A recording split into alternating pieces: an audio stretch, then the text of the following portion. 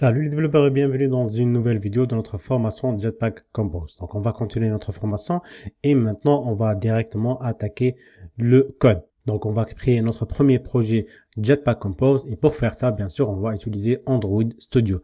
Donc là, je suis sur la page d'accueil d'Android Studio. Ça, c'est une nouvelle version. Si vous voyez que le design est un peu différent, le thème de mon Android Studio est un peu différent, c'est juste que j'ai juste la dernière version. Donc si vous voulez avoir la même version que moi pour pouvoir me suivre, donc vous pouvez juste aller ici, cliquer sur Check for Update. Là, juste en bas à gauche, il y a Check for Update. Donc vous vérifiez si vous avez la dernière version ou pas et vous la mettez à jour. Ça c'est dit, maintenant on va créer notre premier projet.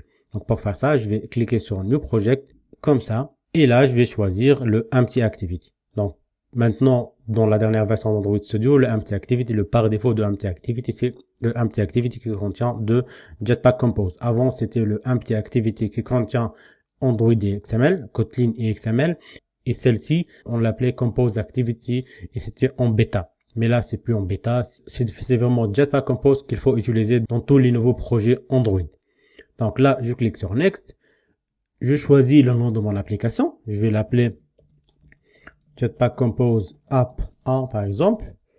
Et le package, je vais le laisser tel qu'il est, com.android.jetpack compose app 1. Le localisation, je vais le laisser ici, dans Studio Project Formation Android. Et pour le minimum SDK, c'est-à-dire la version minimale de Android que cette application peut supporter, ça sera ici de API 26, le Android 8, le Oreo. Et ici, en fait, c'est le Gradle. Qu'est-ce qu'il va utiliser pour le fichier de configuration, le build.gradle. Est-ce que ça sera build.gradle simple avec du langage Groovy, comme on le faisait avant sur Android, ou bien ça sera de Kotlin, de code.kts, de Kotlin Script.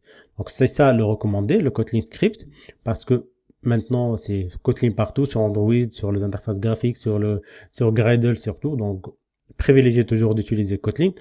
Entre ça et ça, c'est vraiment la même chose. C'est juste que ça, en plus, on aura la version catalogue.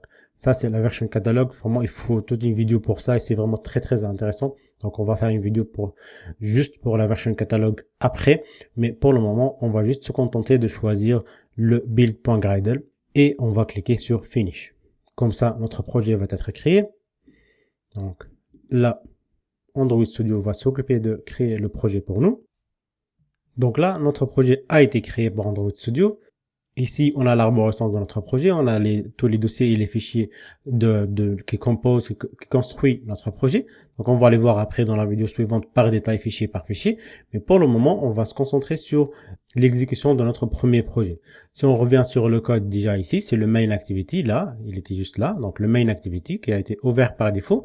Donc, il est là, il hérite de component activity. C'est pas app compact activity, c'est component activity. On a notre fameuse fonction, fameuse méthode onCreate qui prend cet instant state comme d'habitude.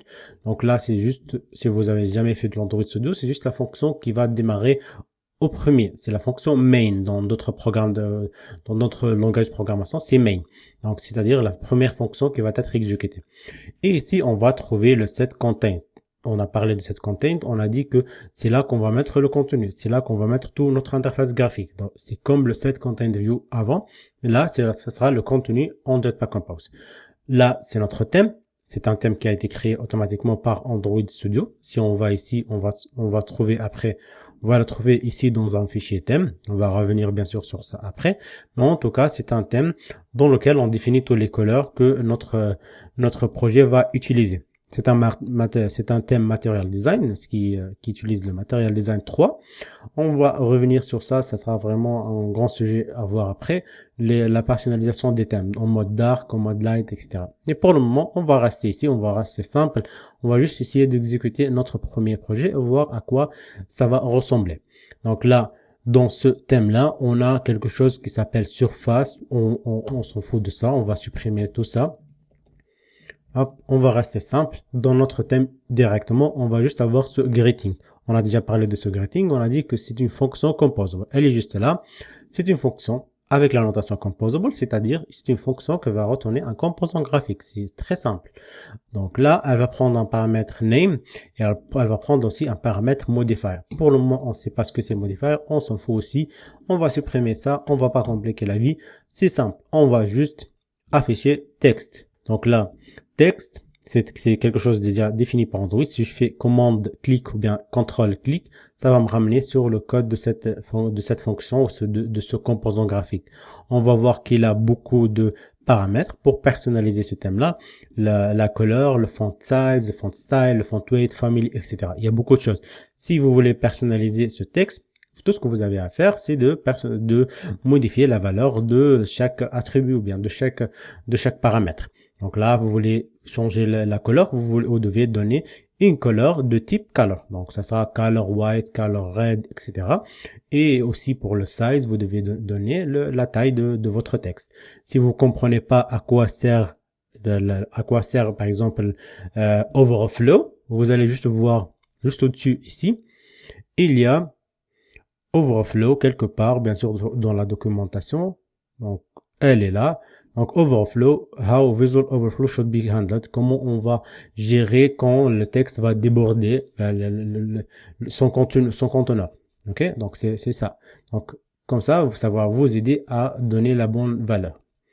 Donc là, revenons sur ça. On a dit que pour la valeur texte qui est juste là, ça c'est valeur de type string. Donc c'est pour ça qu'on a passé string. On peut pas passer 21 par exemple. Ok, on peut pas le faire.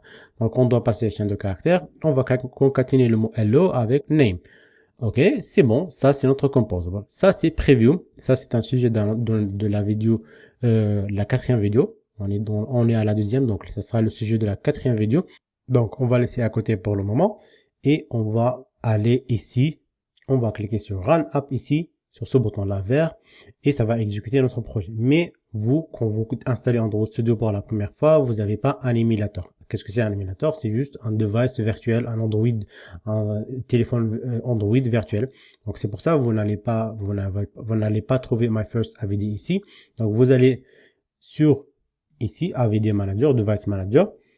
AVD c'est Android Virtual Device. Et vous n'allez pas trouver My First AVD comme ça, vous allez plutôt trouver un bouton ici Create Device, ou bien vous pouvez aller ici Create Device, Virtual Device, on clique sur ce plus là, on va choisir un téléphone, moi je choisis toujours un medium phone, quelque chose de normal pour simplifier les tests, et c'est recommandé que ce soit un téléphone qui contient Play Store, parce qu'on aura tous les services Google, le YouTube, le Play Store, le Google, le Gmail et tout ça, après ça va nous aider dans nos tests.